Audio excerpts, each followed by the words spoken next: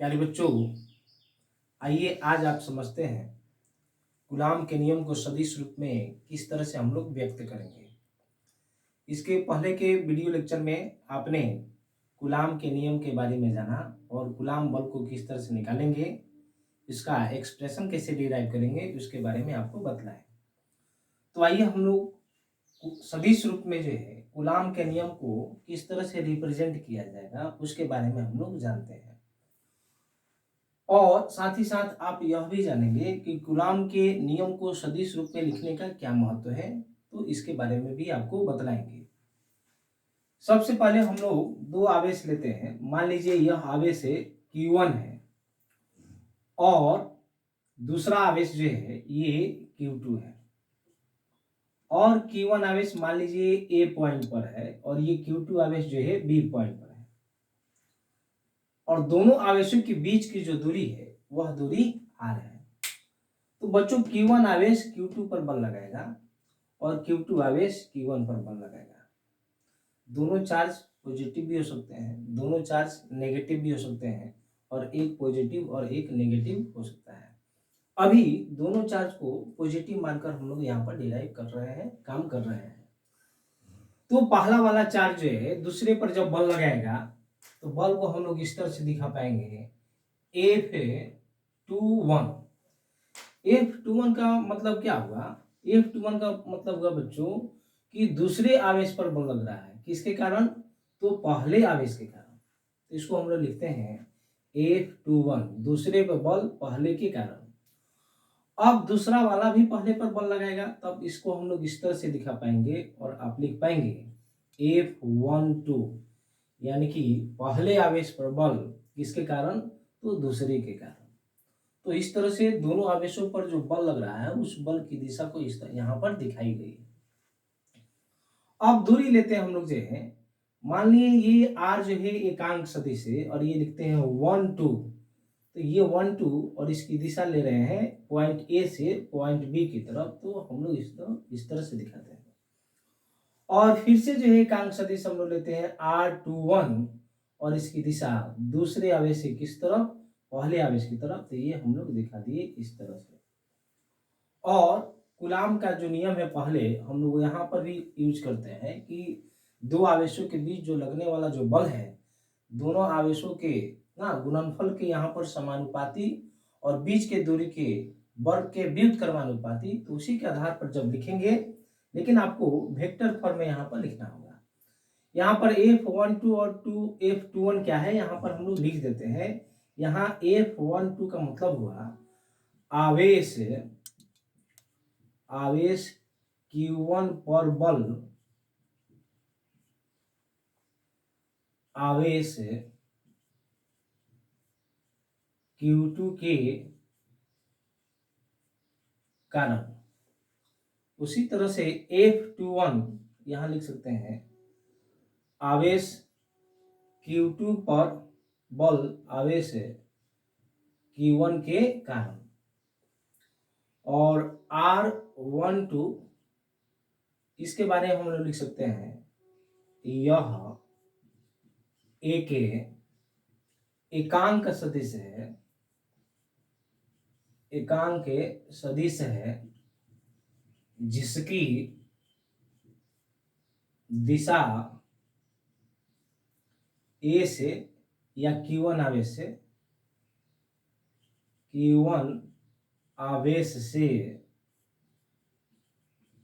Q2 आवेश की तरफ है। उसी तरह से आप लिख सकते हैं R21 यह भी एक एकांक सदिश है, एकांक सदिश है जिसकी दिशा Q2 से Q1 की तरफ है। तो यहाँ पर डायग्राम में क्या क्या रिप्रेजेंट किए हैं उसके बारे में हम लोग समझे हैं। अब बल को हम लोग किस तरह से लिख पाएंगे तो देखेंगे बच्चों, यहाँ पर लिख पाएंगे F12 तो आप लिख सकते हैं 1/4πε0 या के दे सकते हैं इसकी जगह। मान लीजिए दोनों आवेश हवा में बात की जा रही है और यहाँ पर लिखेंगे Q1 Q2 अपॉन R12 का स्क्वायर और यहाँ R12 ये यूनिट वेक्टर यहाँ पर हम लोग देते हैं। उसी तरह से F है 21 लिखेंगे तो हम लिख पाएंगे 1/4πε0 Q1 Q2 अपॉन R21 और ये स्क्वायर और यहाँ फिर हम लोग यूनिट वेक्टर के फॉर्म में लिखते हैं। तो ये हुआ कूलाम के नियम को सदिश रूप में व्यक्त करना। तो इस तरह से हम लोग व्यक्त करते हैं। अब बच्चों हम लोग आइए आते हैं इस बात पर कि कूलाम के नियम को सदिश रूप में व्यक्त क्यों करते हैं, उसका क्या इंपॉर्टेंस है, क्या महत्व है। तो कूलाम के नियम का सदिश रूप में व्यक्त करने का दो महत्व है। नंबर 1 पहला है महत्व नंबर 1, आप इन दोनों बलों को देखिए, इन दोनों आवेशों पर जो बल लग रहे हैं, इन दोनों बलों का जो परिमाण होता है बराबर होता है, एक समान होता है। परिमाण यानी कि Q1 पर जो बल लग रहा है यह और Q2 पर जो बल लग रहा है यह, दोनों बलों का जो परिमाण होते हैं वो बराबर होते हैं, लेकिन दिशा एक दूसरे के विपरीत होती है। इस तरह से हम लोग लिख सकते हैं F12 बराबर F21 और यहाँ देते हैं हम लोग माइनस। ये जो इक्वलिटी है, जो इक्वल का जो सिंबल है, यह बतला रहा है कि F12 और F21 दोनों बलों का परिमाण जो है बराबर है। और ये माइनस जो साइन देख रहे हैं आप, यह बतला रहा है कि दोनों बलों की जो दिशा है एक दूसरे के विपरीत है। तो आप देख रहे हैं इसका दिशा इधर है और इसका दिशा इधर है। परिमाण बराबर है लेकिन दिशा एक दूसरे के विपरीत है। अब बराबर परिमाण कैसे है, तो आइए हम लोग यहाँ से समझ लेते हैं। तो देखिए ये F12 है और यहाँ पर F21 है। आप देखेंगे इधर RHS में देखेंगे F12 के इधर और F21 के इधर आप देखेंगे 1/4πε0 इसमें है, 1/4πε0 इसमें भी है। Q1 Q2 यहाँ भी है, Q1 Q2 यहाँ भी है। ये यूनिट वेक्टर है, यह भी यूनिट वेक्टर है और यूनिट वेक्टर का जो परिमाण होता है, जो मैग्नीट्यूड होता है, वह केवल और केवल एक होता है।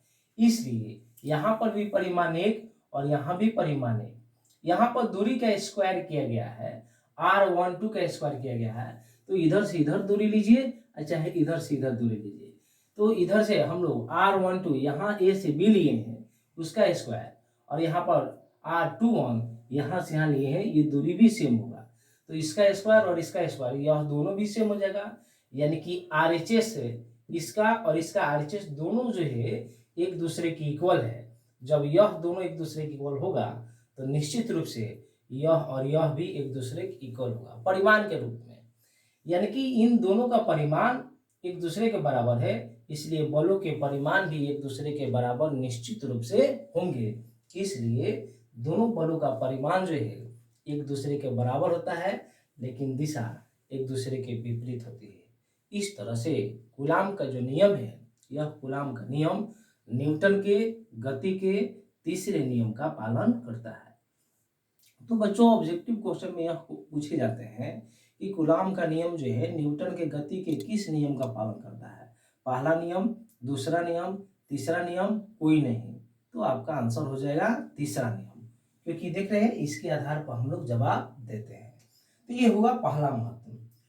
दूसरा महत्व देखिए बच्चों, ये जो दोनों बल लग रहे हैं F12 या F21, ये दोनों बलों की जो दिशा है दोनों आवेशों को मिलाने वाली रेखा के अनुदिश है। इस तरह से ये जो बल है, चाहे F12 F21, दोनों जो है एक प्रकार का केंद्रीय बल है।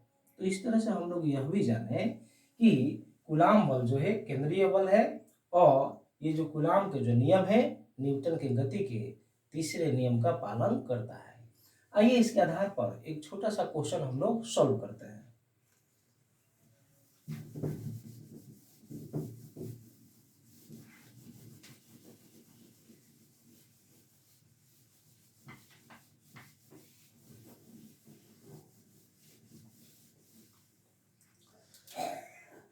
क्वेश्चन आपके सामने है बच्चों, दो आवेश जिनमें से एक का मान 1 माइक्रोकूलम, जिनमें से सीधे लिख लीजिए, एक 1 माइक्रोकूलम तथा दूसरा 7 माइक्रोकूलम का है। यह दोनों आवेश एक दूसरे से 10 सेंटीमीटर की दूरी पर है, तो दोनों आवेशों पर लगने वाले बलों का परिमाण का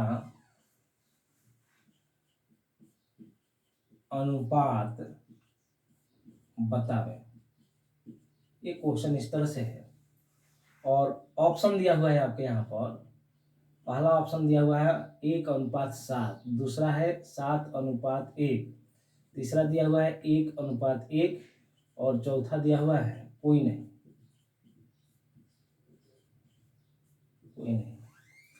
आइए यहाँ पर क्वेश्चन को हम लोग जो है सॉल्व करते हैं। देखेंगे था, पहला आवेश बच्चों दिया गया है 1 माइक्रोकूलम और दूसरा आवेश दिया गया है 7 माइक्रोकूलम और दोनों आवेशों के बीच की दूरी है 10 सेंटीमीटर। बच्चों अभी आप तुरंत पढ़ें कि दो आवेश जब दिए रहते हैं तो दोनों आवेशों पर जो लगने वाले बलों के जो परिमाण होते हैं वह बलों के परिमाण आपस में बराबर होते हैं।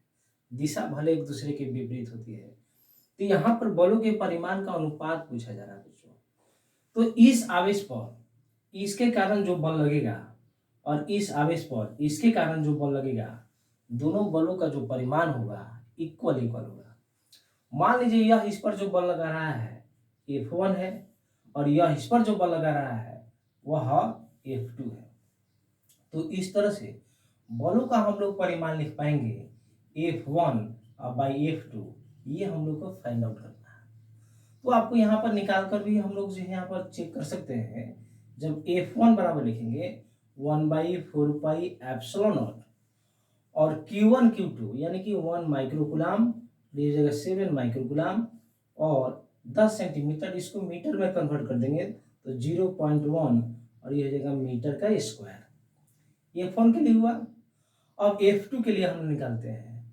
जब F2 के लिए लिखेंगे तो फिर से लिख पाएंगे 1/4πε0 1 माइक्रोकूलम और ये 7 माइक्रोकूलम अपॉन 0.1 मीटर का होल स्क्वायर। इस तरह से जब आप F1 बाई F2 रखेंगे तो आप देख रहे हैं सेम है। 1/4πε0 1 माइक्रोकूलम 7 माइक्रोकूलम अपॉन 0.1 मीटर का स्क्वायर और फिर इस तरफ लिख पाएंगे 1/4πε0 1 माइक्रोकूलम 7 माइक्रोकूलम अपॉन 0.1 मीटर का ये होल स्क्वायर। यह से यह कैंसिल हो जाएगा तो F1 by F2 equal to 1/1। इसलिए F1 अनुपात F2 बराबर 1:1। तो राइट आंसर हो जाएगा आपका 1:1। तो इस तरह से आपको ध्यान में रखना है। हम लोग कूलाम के नियम को जो सदिश रूप में लिखे तो इसका जो महत्व है, पहला हम लोग आप जाने कि दोनों आवेशों पर लगने वाले बलों के परिमाण एक बराबर होते हैं। इसलिए इस पर जो बल का मान होगा इस पर भी वही बल का मान होगा। और जब बल का मान बराबर है, परिमाण बराबर है, तो बराबर से बराबर डिवाइड कीजिएगा तो इक्वल वैल्यू है तो कैंसिल आउट हो जाएगा तो 1/1 आएगा। इस तरह से आंसर हो जाएगा 1:1। आवेश के मान कुछ भी दिए गए हों बच्चों, जब दोनों आवेशों पर लगने वाले बलों के परिमाण का अनुपात पूछा जाए तो आपका आंसर अल्टीमेटली जो है 1:1 होगा। लेकिन छात्र जो है जनरली 1 माइक्रोकूलम 7 माइक्रो ये आवेश के मान पर जो है चले जाते हैं और कंफ्यूजन उनके अंदर हो जाता है और वो जनरली 1:7 या 7:1 एक पर जो है ध्यान उनका आकर्षित हो जाता है और गलत कर देते हैं। तो आपको इस तरह से क्वेश्चन को हम लोग सॉल्व करते हैं। आइए, कूलाम के नियम की बच्चों कुछ सीमाएं भी हैं, तो सीमाओं को भी हम लोग जानते हैं, यानी कि कूलाम का नियम कब कब जो है फेल हो जाएगा, कहाँ कहाँ लागू नहीं होगा, इसके बारे में भी हम लोग चर्चा करते हैं। तो बच्चों, कूलाम का नियम जो है 3 पॉइंट पर जो है ये फेल हो जाता है, यानी कि कूलाम के नियम की कुछ सीमाएं होती है और ये मुख्यतः 3 सीमाएं। नंबर 1, पहला जो है कूलाम का नियम जो है वह बिंदु आवेश के लिए मान्य होता है। किसके लिए? बिंदु आवेश के लिए मान्य है। कूलाम के नियम की सीमाएं की बात कर रहे हैं हम। तो कूलाम का नियम केवल और केवल बिंदु आवेश के लिए मान्य होता है, यानी कि छोटे आवेश के लिए मान्य होता है। दूसरा, यह जो है यानी कि कूलाम का जो नियम है ये स्थिर आवेश के लिए मान्य होता है, यानी कि जो आवेश होने चाहिए वह स्थिर होने चाहिए एक दूसरे के रिस्पेक्ट में। जब स्थिर होगा तो आप दूरी सही से कैलकुलेट कर पाएंगे, तो हम लोग फॉर्मूला यूज कर पाएंगे। इसलिए कूलाम का जो नियम है यह स्थिर आवेश के लिए मान्य होता है। और तीसरा जो है, बीच की जो दूरी होती है वह 10 के पावर -15 मीटर से क्या होना चाहिए? अधिक होना चाहिए। यानी कि दो आवेशों के बीच की जो दूरी है वो हमेशा और हमेशा जो है 10 के पावर -15 मीटर से अधिक होना चाहिए। अगर इससे कम या 10 के पावर -15 मीटर आप दूरी लेते हैं, ऐसी स्थिति में ये 10 के पावर -15 मीटर जो है ये नाभिक का आकार है। आप इससे कम या यह आप दूरी लेते हैं, इसका मतलब यह हुआ कि इलेक्ट्रॉन आप नाभिक पर उपस्थित करा रहे हैं, लेकिन इलेक्ट्रॉन हमेशा और हमेशा नाभिक के बाहर होता है। इसलिए दो आवेशों के बीच की दूरी जो है ऑलवेज हमेशा जो है 10 के पावर -15 मीटर से अधिक होनी चाहिए। यह 3 सीमाएं हैं, आपको ध्यान में रखनी चाहिए। तो आज का क्लास सदिश रूप में कूलाम के नियम को कैसे लिखेंगे, उसका क्या महत्व है, और ये एक छोटा सा क्वेश्चन है और ये सीमाएं क्या है, इसके बारे में हम लोग जाने।